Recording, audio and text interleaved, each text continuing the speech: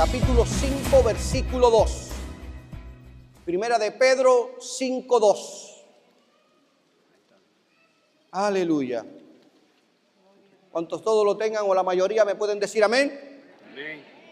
Si por casualidad se le quedó, ahí vamos a proyectar el versículo de la palabra.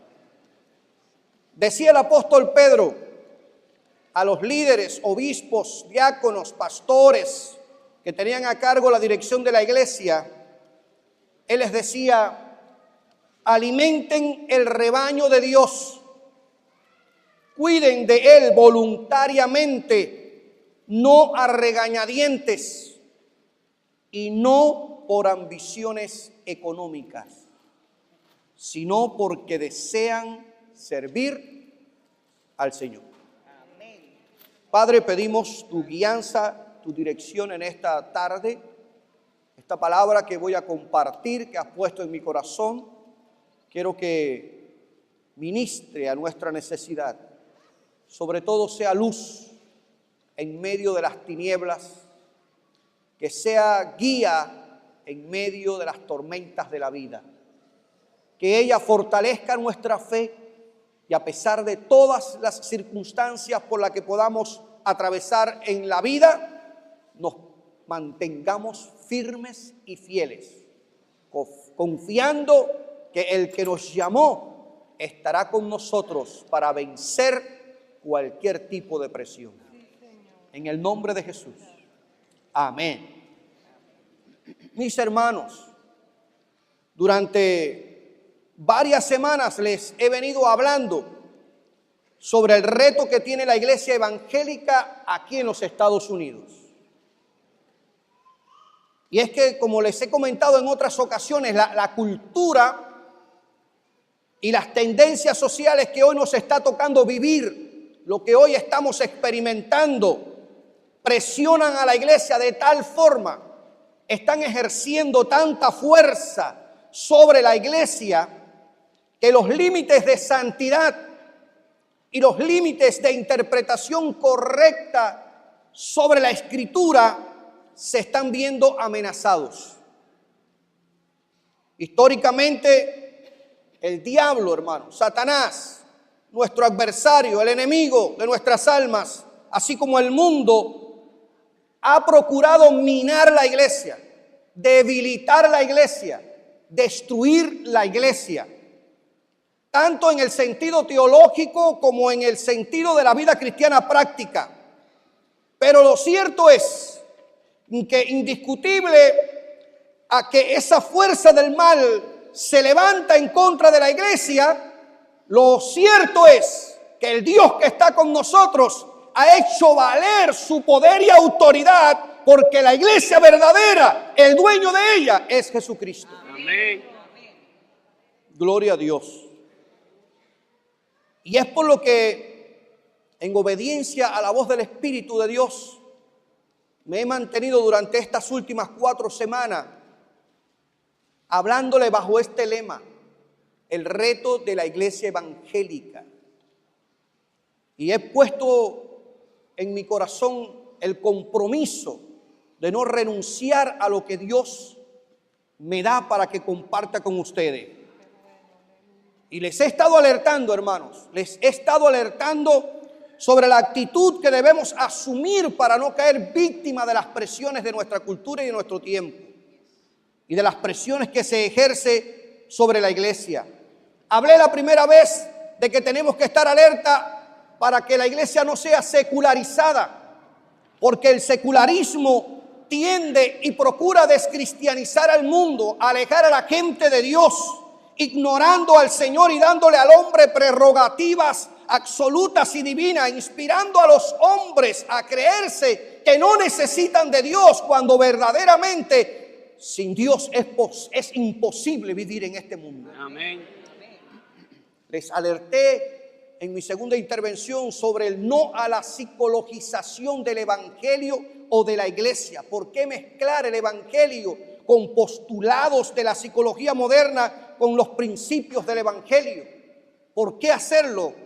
¿Por qué, hermanos? Cuando hacemos esto damos a entender que el mensaje de Cristo no es suficiente, que necesitamos recurrir a postulados de hombres, a la psicología moderna, al psicoanálisis, a la psicoterapia para poder ayudar a la gente, cuando Jesucristo dijo: venid a mí todos los que estáis trabajados y cargados, que yo os haré descansar.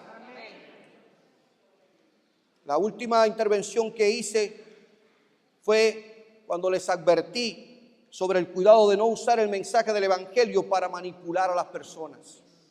El evangelio no es ni distracción ni entretenimiento. No es un pasatiempo ni un pasadía. El evangelio es el mensaje poderoso que vino Jesucristo a traer al mundo y es la esperanza de salvación que la humanidad tiene.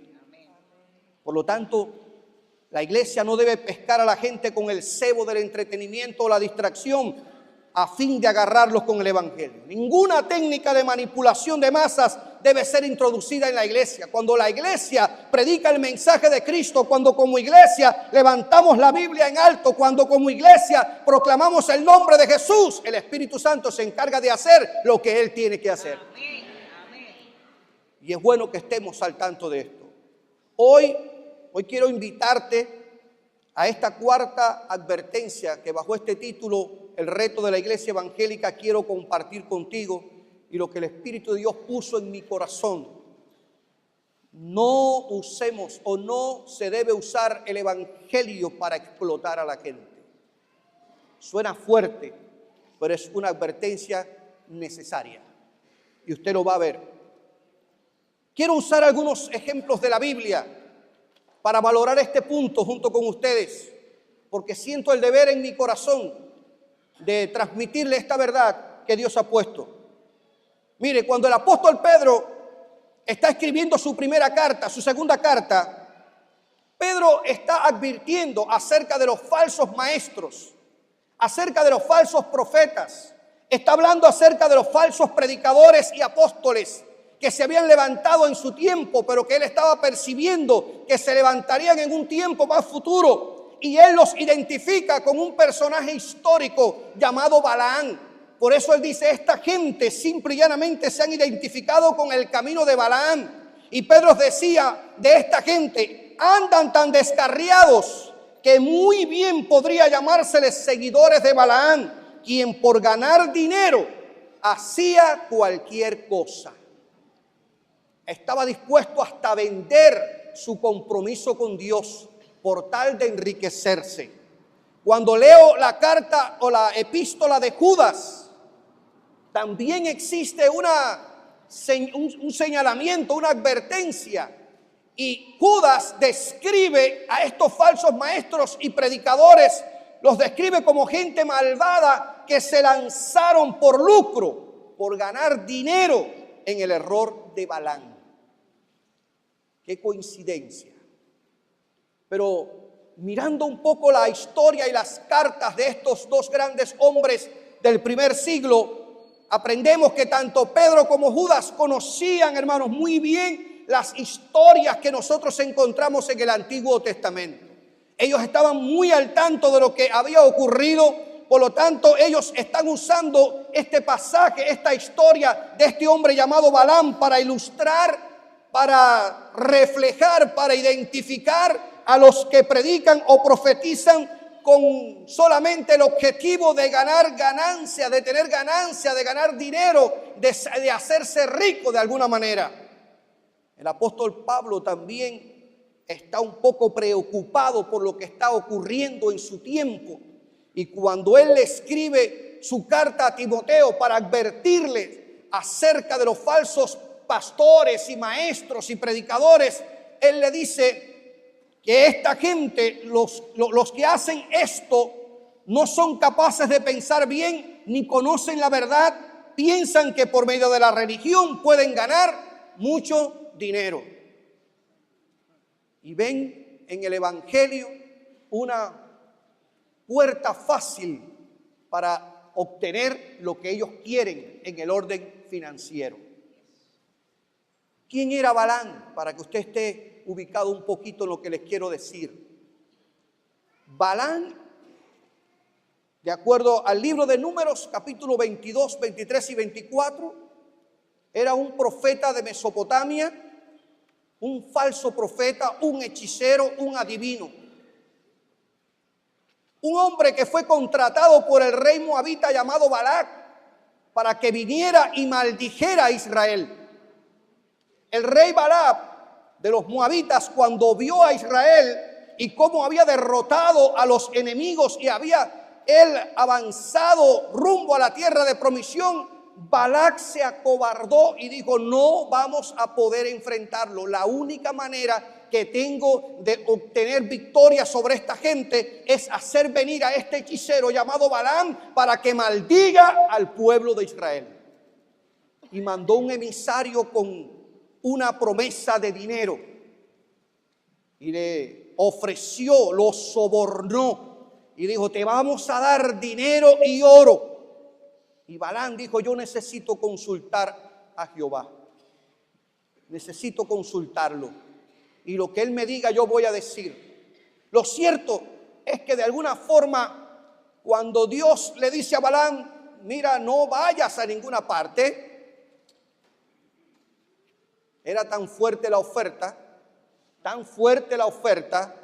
que llegó de regreso, que él le dijo a los segundos emisarios: déjame volver a consultar a Jehová. Hombre, si no te acabaron de decir que no puedes ir, no te dijeron que no. Y aquí aprendemos, hermanos, entre col y col, como decía nuestro hermano Ricardo, una gran verdad. Tenemos que aprender a sujetarnos a la voluntad absoluta o directiva de Dios. Balaam volvió a preguntar cuando ya se le había dicho: no es necesario, no vayas. Pero él volvió a consultarlo porque el problema es que la oferta era gorda. El lingote era gordo. Y insistió y Dios le dijo: bueno, tú vas a ir, pero ahora vas a decir lo que yo te diga. Voluntad permisiva de Dios. Y es peligroso caer en la voluntad permisiva de Dios. Amén.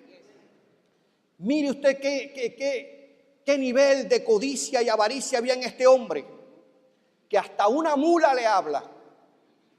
Oiga, hay que estar duro para no sorprenderse que una mula hable y él habló hasta con la mula. ¿No ha leído usted esa historia? ¿No le ha llamado la atención?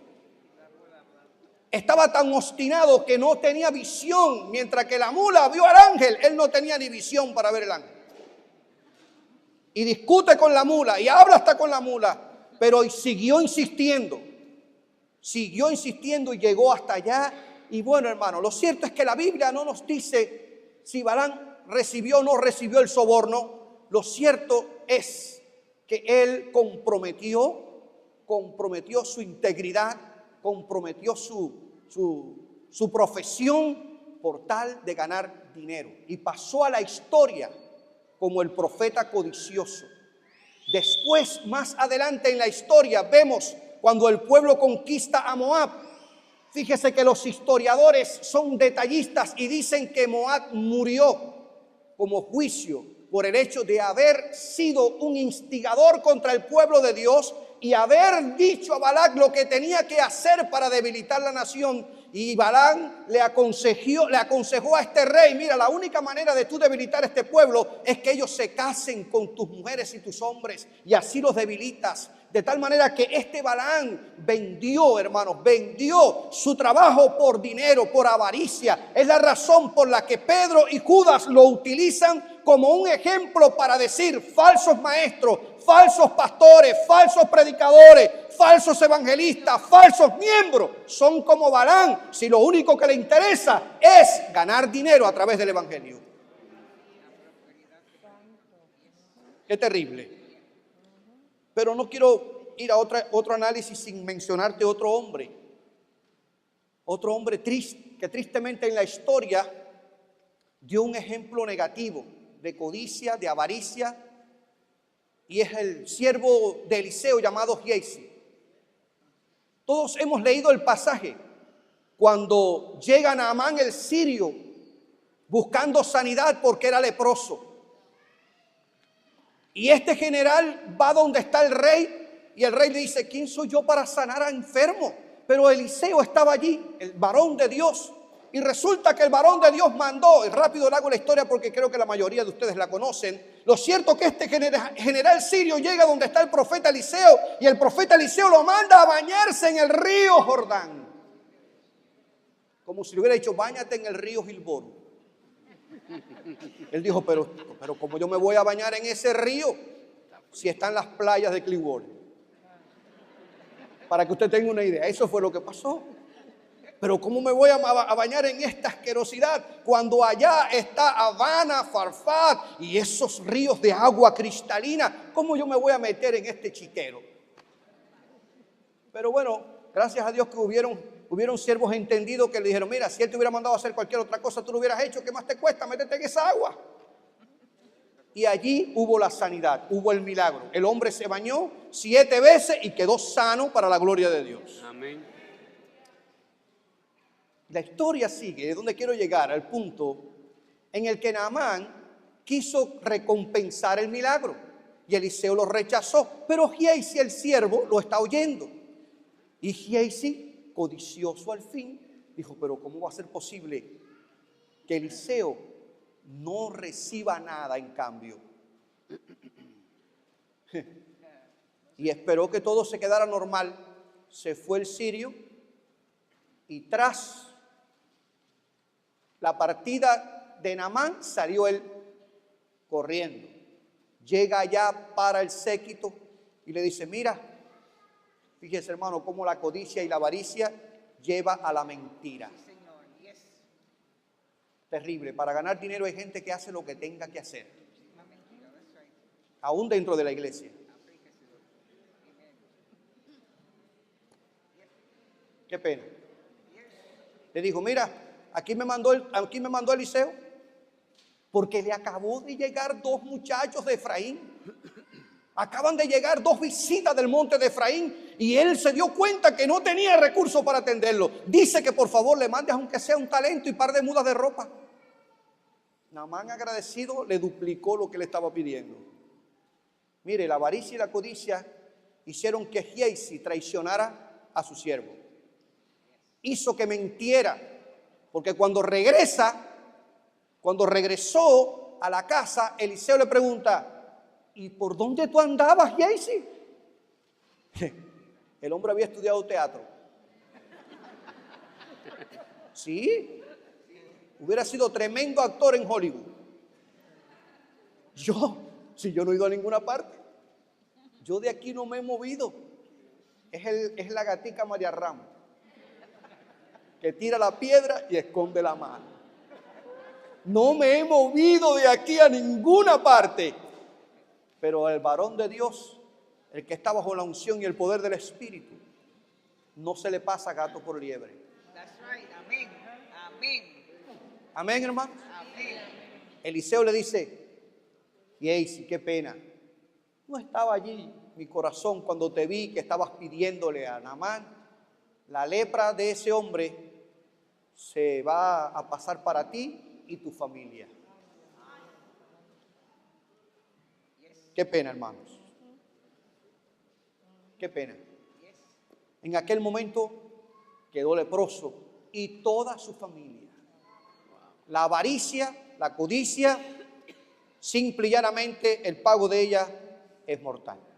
¿Cuántos dicen amén? Amén. Yo quiero hablarte de estas 2 historias porque la Biblia nos abre los ojos. La Biblia nos advierte, hermanos queridos, contra todos aquellos que se dicen ser y no son, sino que son instrumentos de las tinieblas, nubes sin aguas, árboles otoñales sin fruto. Y he querido mencionarte estas 2 historias porque quiero alertarte, hermanos, en el sentido de que hoy sobreabundan los Balaam y los Giezi. Sobreabundan, que tras un manto de religiosidad y proclamación del evangelio lo que andan es buscando el dinero de la gente. Gloria a Dios. Buscan ganancias egoístas, prestigio popular, poder y hacer valer sus intereses personales. Usted los puede identificar fácilmente, facilito, hermanos. Cuando usted oye a ese tipo de personas que prácticamente no hablan ni de Cristo, sino de su persona y de su ministerio. 1 hora y de la hora 45 y 50 minutos hablando de sus logros, de sus éxitos, de su ministerio, de sus iglesias, de su gente, y Cristo ausente. La Biblia nos abre los ojos. Y yo quiero hablarte de esto. Quiero hablarte de esto, hermanos. Y al primero que tengo que recurrir es a Cristo. El Señor Jesucristo le advertía a sus discípulos: guardaos de los falsos profetas. Guardaos de los falsos profetas que vienen a vosotros con vestido ¿de qué? De ovejas, pero por dentro son lobos rapaces. Parecen pero no son. Se dan un aire pero no son. Lobos rapaces. Se hacen pasar por cristianos, tienen alta moralidad religiosa, pero en la práctica están muy lejos de conocer a Cristo. Guardaos, dice el Señor, guárdate de ese tipo de persona que es fachada, que lo que tiene es un barniz, que lo que quiere es sacarle ventaja a la iglesia y a la religión. Cuídate de esos, porque son lobos, son zorras pequeñas que el diablo envía para minar la iglesia, y que el Señor detenga toda esa obra de Satanás en el nombre de Jesús. La segunda advertencia la hace el apóstol Pablo. Pablo es bien preciso cuando dice: aparentarán ser piadosos, pero su conducta desmentirá el poder de la piedad. Y es enérgico Pablo, enérgico en cuanto al consejo que le da a Timoteo: con esa gente ni te metas, ni te comprometas, ni formes junta, ni hagas ningún tipo de pacto. Hay que mantenerse fiel a la cruz de Cristo. En el nombre de Jesús. Aparentarán ser piadosos. La piedad es el temor santo a Dios. Aparentarán que aman a Dios, pero en la práctica demostrarán otra cosa. La tercera advertencia de la que te quiero hablar rápidamente es la que nos da el apóstol Pedro en su segunda carta, capítulo 2, versículo 3, cuando él dice, hablando de estos falsos predicadores, maestros y profetas, él dice: llevados por la avaricia.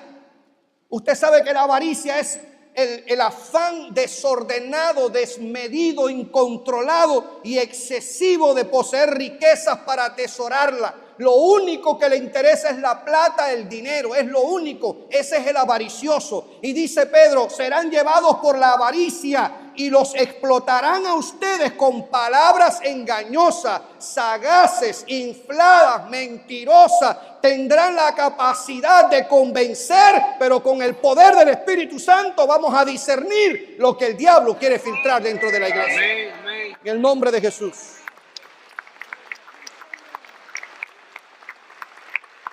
Gloria a Dios. Mi hermano querido, necesitamos que Dios nos dé discernimiento de espíritu. La cuarta advertencia, te estoy hablando de lo que la Biblia dice, no es la teología de David Zamora, es la Biblia. ¿Está bien? Judas declara: este tipo de personas son unos refunfuñadores. Está esta palabra bien entendida, ¿no es verdad? Casi todos nosotros la usamos. Lo mismo se usa en Argentina, que en Colombia, que en Salvador, que en Puerto Rico, que en Dominicana, que en Cuba. Son unos refunfuñadores y criticones. Protestan por todo y por todo se quejan. Se dejan llevar por sus propias pasiones. Hablan con arrogancia y adulan a los demás para sacar ventaja. Se relacionan con gente que tienen plata, con gente que tienen posibilidad de apoyarlos, con gente que pueden sacarle una tajada, con gente que sí pueden darle dinero. Hermanos, esos tipos de predicadores y falsos maestros que están tratando de engrosar sus arcas personales, lo que andan es tratando de ventajar una relación con personas que sí le pueden apoyar, pero con el humilde, con el sencillo, con ese que no tiene nada más que para comer y vestir, lo ignoran. Pero el pueblo de Dios es un pueblo de gente humilde, sencilla, gente que ama a Dios con toda la fuerza de su corazón.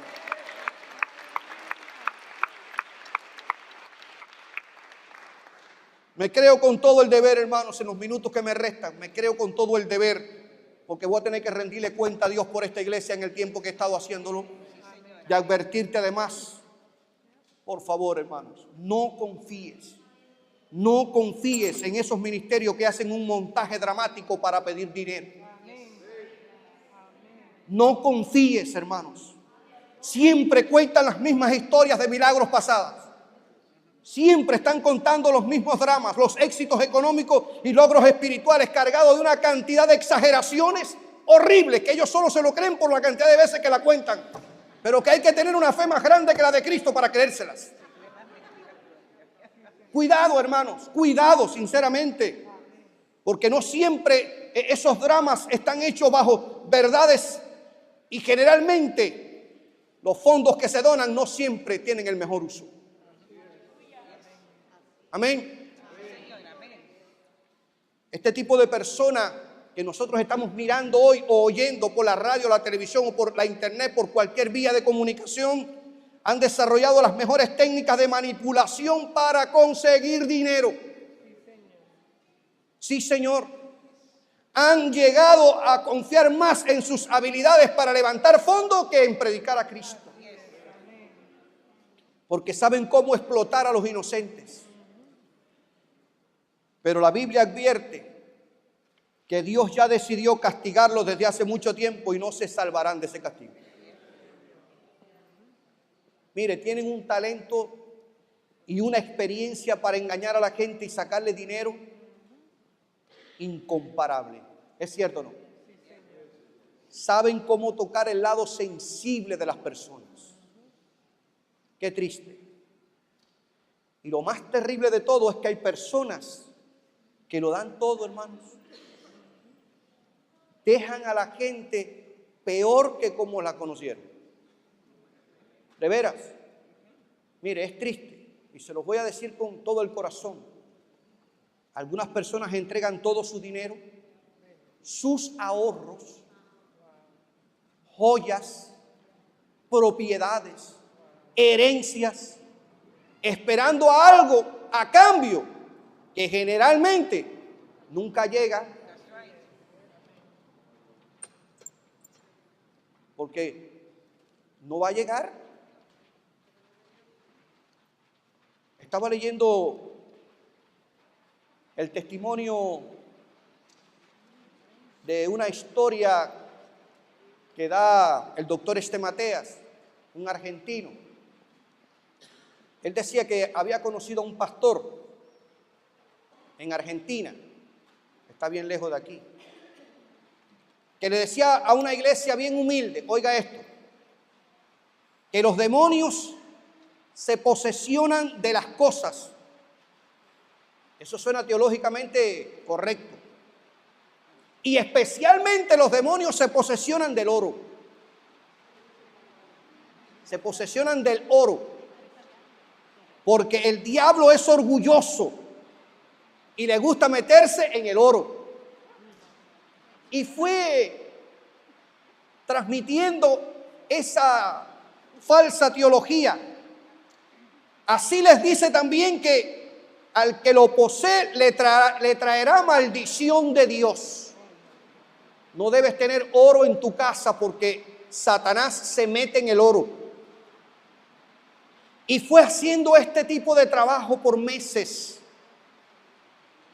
Fue preparando a la mente de la gente a tal punto que esta gente humilde y sencilla, un día él llegó y les dijo, traigan todos las alianzas, los relojes, los anillos, las joyas, ya que el pastor es el que tiene el discernimiento para definir cuáles de esas prendas de oro están o no endemoniadas. Tráiganlas al altar y déjenlas aquí. Un saqueo profesional. De verdad. Estamos hablando de historias reales, hermano. No piense usted que esto es una ilustración inventada por mí. Dice este Mateas que conoce al individuo, que en estos momentos esa persona es una de las más ricas en Argentina. Desaparecieron las joyas, desaparecieron los relojes, todo eso desapareció. Ellos vinieron incautamente y los entregaron, pensando, hermanos, que al darlos, ellos estarían fuera de la influencia de Satanás, no dándose cuenta que tenían al propio diablo metido dentro de la iglesia y con que la unción y el poder del Espíritu tenían que haberlo echado fuera en el nombre de Jesús. Amén. Hay muchas de esa gente ahora, muchas de esas personas, hermanos. Por eso yo les advierto hoy, cuidados con los radiotones, cuidados con los telestones, cuidados con esas campañas de recoger dinero financieramente, cuidado con esa promoción de prosperidad, cuidado, cuidado, cuidado, hermanos.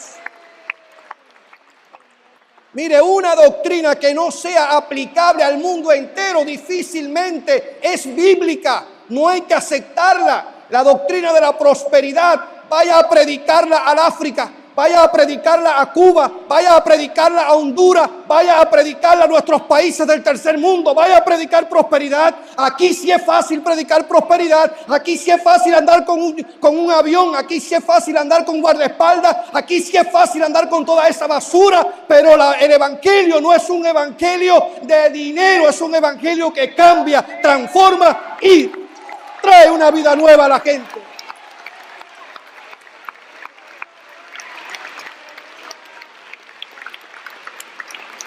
Yo no sé de dónde han sacado eso, hermanos. Cristo le dijo a sus seguidores, si vienes buscando creyendo que yo tengo plata y tengo una chequera llena de dinero en el banco, estás equivocado. No tengo ni dónde recostar la cabeza. No tengo, yo no sé de dónde han sacado esto. De veras. Y con esa mentalidad han llenado a parte del mundo, hermanos. Han llenado parte del mundo, el evangelio. Cuando Juan el Bautista, que estaba en la cárcel por denunciar el adulterio de Herodes con su cuñada, mandó a Cristo un emisario para preguntar, ¿eres tú o no eres tú el Mesías? Cristo no le dio una respuesta teológica. Cristo, delante de los emisarios, sanó enfermos, hizo señales y prodigios y le dijo a los que envió Juan el Bautista, vayan y díganle lo que ustedes han visto y oído. Los pobres oyen el mensaje, los humildes reciben la predicación del evangelio, porque verdaderamente el mensaje del evangelio es al corazón. No hacemos distinción, hermano. Cuidado con esa idea de la maldición de la pobreza, mentira de Satanás. El que está en Cristo somos nuevas criaturas. En el nombre de Jesús son canceladas todas las obras de Satanás. El Señor nos ha mandado a ser ricos espiritualmente. Dones, ministerios y talentos es lo que Cristo compró por nosotros en la cruz del Calvario. Si Dios te da y lo disfrutas, amén, gloria a Dios y aleluya. Pero no podemos por qué enmarcar el evangelio en esa filosofía humanista, egoísta, centrada en la persona.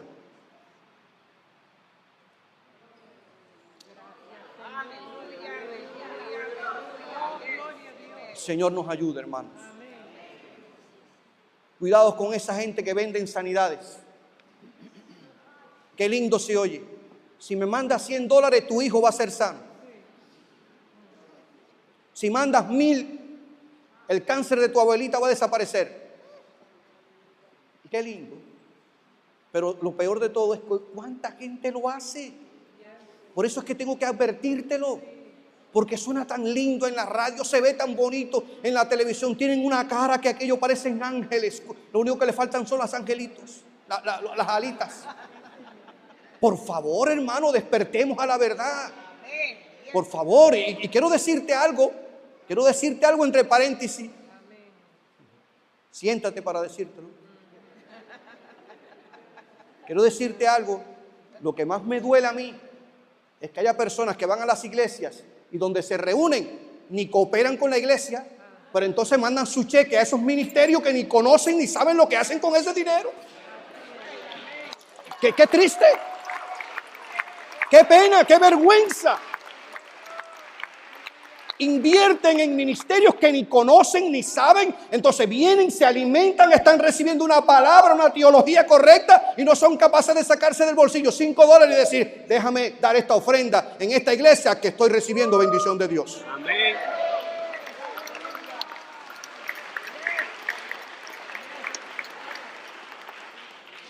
Se lo digo, hermanos, con todo el corazón, esto me tiene mal, llorando, gimiendo, clamando a Dios, porque estamos viviendo los últimos tiempos. Y no es más que como hemos estado enseñando durante los martes, yo quisiera que toda esta iglesia se reuniera los martes. El espíritu del anticristo, esto es lo que está trayendo. Una mentalidad manejable, controlable, una religión fácil. El milagro te puede, es como estamos resucitando al tiempo de la indulgencia, que los católicos vendían el perdón, y contra lo cual se levantó Martín Lutero, y ahí surge la iglesia protestante, vendiendo el perdón. ¿Quién ha dicho, hermanos, que las sanidades, los milagros y los dones se venden? Son por pura gracia. Pura gracia, pura gracia. Ay, Dios mío, que el Señor nos ayude. El fenómeno más grande, hermano. Que el Señor nos ayude a discernir. Tan fácil que nos vamos tras cualquier doctrina. Nos pasamos un año hablando de la verdad y no nos entienden, pero viene cualquiera y le dice cualquier cosa y recibe ese cuento como verdadero. Hay que tener discernimiento de espíritu, hermano, para saber cuándo nos están tergiversando un texto de la Biblia, cuándo nos están sacando un texto de su contexto para que diga lo que ellos quieren decir y apoyar su idea, su teología y sacarte la plata del bolsillo. Oiga, oigo cada barrabasadas de interpretación de la Escritura, sacando totalmente un texto de su contexto para hacerte que tú envíes $100, $1,000, $500. Óigame, hermano, por favor, leamos la Biblia. Dios mío.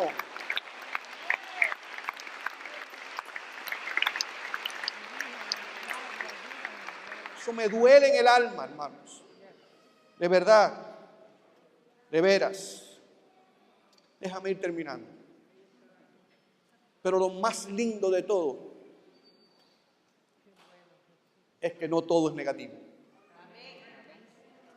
Porque a pesar de lo malo que nosotros estamos oyendo y viendo, hay un ejército de hombres y mujeres que sí proclaman la verdad de Jesucristo. Sí, sí lo hay. Hay un remanente de hombres y mujeres que proclaman el evangelio. Existen verdaderos hombres y mujeres de Dios que confían que Dios suplirá para sus necesidades y que no recurren a métodos mañosos, habilidosos, sino que siempre están creyendo que Jehová es Jehová Jireh y que suple en la peor necesidad. Amén. Gloria al Señor. Aleluya. Usted no sabe que cada vez que yo hablo de este tema a mí me impacta, sinceramente se lo digo. Me impresiona la manera en cómo Pablo entendió el ministerio que Dios había puesto en sus manos. Cómo él fue capaz de entenderlo, comprenderlo. Cuando le escribe a la iglesia que está en Tesalónica, una iglesia que había fundado bajo la persecución, bajo la oposición. Él había fundado esta iglesia bajo unas condiciones tremendas y había detractores que estaban cuestionando el apostolado de Pablo y su ministerio de predicación. Y él le escribe a ellos y le dice: como ustedes saben, jamás les hemos dicho cosas lindas para tratar de convencerlos, ni los hemos engañado para ganar dinero. Dios sabe que esto que yo les estoy diciendo es verdad. No vine tras la plata de ustedes, no me importa el dinero de ustedes, sino que Cristo me llamó a predicar el evangelio y mi compromiso es con Jesús. Amén. Es con Cristo. Gloria a Dios. Cuando Pablo le escribe a los Corintios, otra iglesia que también había fundado bajo una situación tremenda, y lo están cuestionando, están dudando de su ministerio, de su apostolado y de su predicación, él les escribe y les dice: miren ustedes, yo no soy de los que negocia la palabra de Dios como si fuera una mercancía. Yo no predico el evangelio como si estuviera vendiendo fritas, o si estuviera vendiendo bacalaíto, o como si estuviera vendiendo McDonald's, o como si estuviera vendiendo Burger King. No, yo no vendo el evangelio como una mercadería, para nada. No, como lo hacen mucha gente, sino que por medio de Cristo hablo con sinceridad delante de Dios, y hablo porque he sido enviado por Dios para predicar el evangelio de Jesucristo. Amén.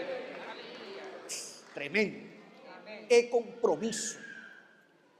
En Corinto, Pablo le dijo: para que ustedes no se equivocaran, he trabajado con estas manos. He hecho tiendas durante todo el tiempo para que ustedes no se crean que yo ando detrás de su plata. Su plata no me importa, lo que me importa es quedar bien con el que me llamó, que es Jesús. Amén. Pero ya estos ministerios, ahora los apóstoles de hoy, lo que quieren andar es en el carro del año. Los apóstoles de hoy quieren andar en aviones privados. Los apóstoles de hoy andan con guardaespaldas. El otro día estaba hablando con un pastor brasilero, me tuve que reír. Dice: conozco un pastor en el Brasil, de una iglesia grandísima, pastor. Habla de seguridad, Dios nos guarda, Dios nos cuida. Pero predica en la plataforma con una casa esta igual que esa, con cristales antibalas. Entonces, ¿Dios lo guarda o no lo guarda? ¡Qué locura! Tuve que reírme. ¿Usted se entendió lo que le dije? Es como que ahora yo agarrara eso que tienen ahí en el drum y yo en la batería y la pusiera aquí, cristales antibalas, y empezar a decir: el Señor es nuestro guardador, el Señor es el que nos defiende, el Señor es... Hombre, pero salte de ahí para ver qué pasa.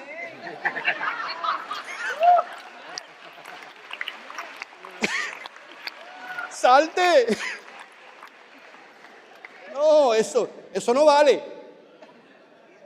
Eso es como el que nunca ha pescado, decirle a un pescador que ya tiene las manos curtidas cómo pescar. Qué terrible, hermano.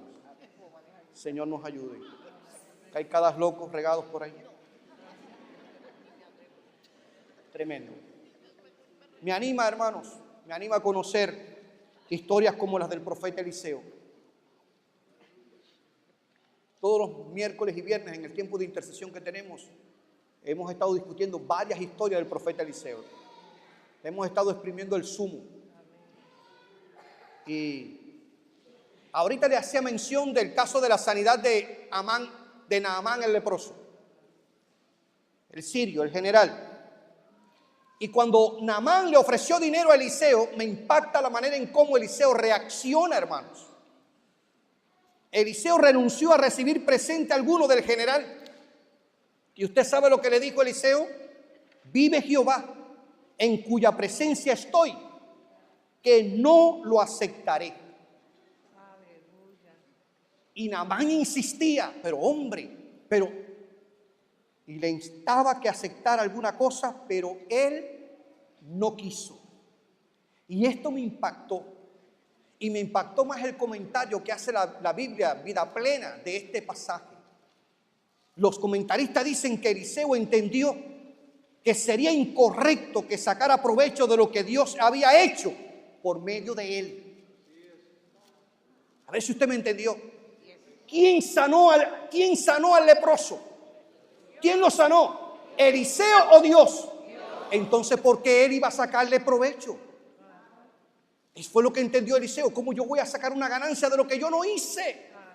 Fue Dios, es a Dios con quien tú tienes que comprometerte. Y esta actitud de Eliseo llevó a Naamán a comprometerse. Y Naamán le dijo a Eliseo: a partir de hoy, al único Dios a quien yo voy a adorar es a Jehová de los ejércitos. Amén. Qué importante. Mire qué importante.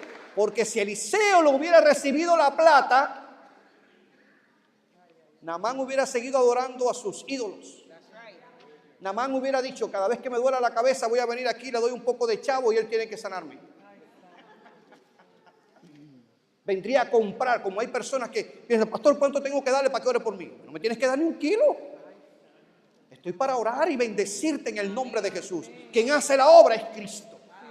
¿Por qué hay que vender? ¿Quién dice que hay que vender milagros? El verdadero siervo de Dios busca engrandecer el nombre de Jesús, hermano. El verdadero siervo de Dios pone a Cristo en alto. Él no estaba vendiendo milagro para nada. Tercero, qué bueno es saber que el verdadero siervo de Dios no busca elogios, ni aplausos, ni la forma de sacar ventaja económica del ministerio que desarrolla, porque sirve al Señor con un amor desinteresado y su mayor propósito en la vida es obedecer al que lo llamó. Es un privilegio estar aquí predicando la palabra. Yo no me lo merezco, ni tú te lo mereces. Lo que recibimos de Dios es por pura gracia.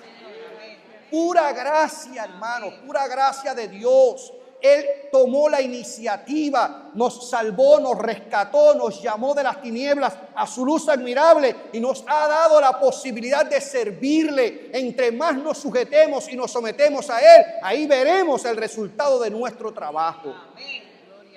El compromiso de Pablo, él lo expresa en su carta a los tesalonicenses cuando dice, no buscamos ningún reconocimiento de ustedes ni de nadie. No ando buscando el aplauso de ustedes. Mi compromiso es con Cristo. Me aplaudan ustedes o no me aplaudan, yo voy a seguir predicando a Cristo. Me den ofrenda o no me den ofrenda, yo voy a seguir predicando a Cristo. Me sostengan o no me sostengan, yo voy a seguir predicando a Cristo. Él es mi compromiso. Mientras leía la vida de Jesús, hubo un momento en el que fue cuestionado y le preguntaron acerca del ministerio de Juan el Bautista. Y hay un pasaje que me impactó mientras estudiaba todo este material. Cuando Cristo dijo, gloria de hombre no busco. Gloria de hombre no busco. En otras versiones dice, no me interesa lo que ustedes puedan decir de mí. Lo que me interesa es cumplir con el Padre. Gloria de hombre no busco. Qué pena que hay personas tan confundidas, hermanos, pensando que el éxito está en cuántas veces me aplaudan desde este púlpito cuando yo les predico. Sería estúpido de mi parte llegar a mi casa ahora y decirle a mi esposa, hoy nos aplaudieron 15 veces.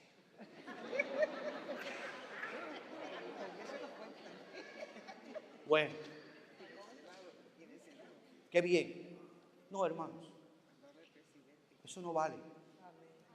No vale. La opinión que vale y cuenta es la de Dios.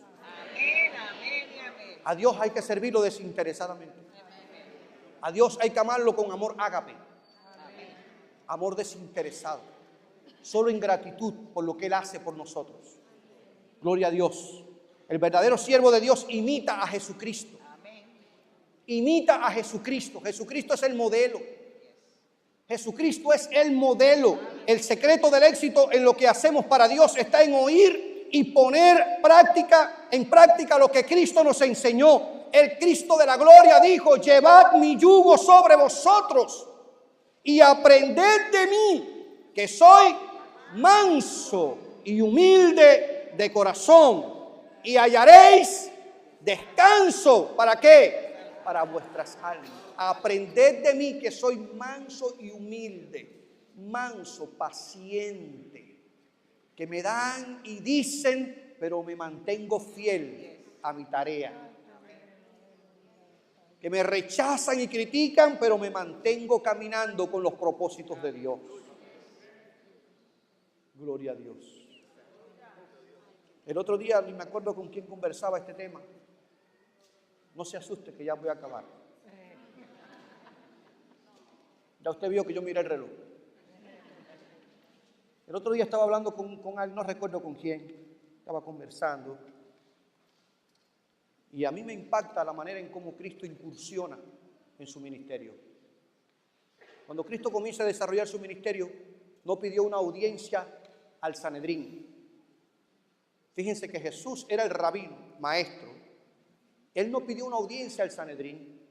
para preguntarle si podía o no podía y cómo debía de hacerlo. Él no se reunió con los altos funcionarios del fariseísmo o de los seduceos, las principales religiones del tiempo cuando él comenzó a predicar. El Señor, hermanos, revolucionó su época, su tiempo. Él vino con un mensaje totalmente diferente y nuevo. Él vino sujetándose no al programa del Sanedrín, él vino sujetándose al programa de la eternidad. Y es importante que nosotros entendamos que como siervos de Dios, como iglesia, lo que más nos debe interesar es estar en sintonía y alineado con los propósitos eternos de Dios. Amén. Porque aquí en la tierra difícilmente complazcamos a todos. Con quien tenemos que quedar bien es con el Dios de la gloria. Y cierro, hermanos. El Señor nos llamó a ser maestros y predicadores de la Biblia, no a hacer negocio ni a lucrar con la predicación del Evangelio de Jesucristo. Mire, el diablo envía a sus emisarios sobre la iglesia y filtra a sus agentes en medio de la iglesia para destruirla, para derribar sus principios y minar su fundamento. Pero el Señor que está con nosotros es la cabeza, es el fundamento y es la vida de la iglesia. Por lo tanto, yo concluyo esta serie de mensajes diciéndote estas grandes verdades. No a la secularización del Evangelio, no a la psicologización del Evangelio, no a usar el Evangelio para manipular a la gente y no usar el Evangelio para explotar a la persona. El Señor nos llamó a predicar un evangelio que sana, salva, que bautiza y que Cristo viene a buscar a su iglesia. Amén.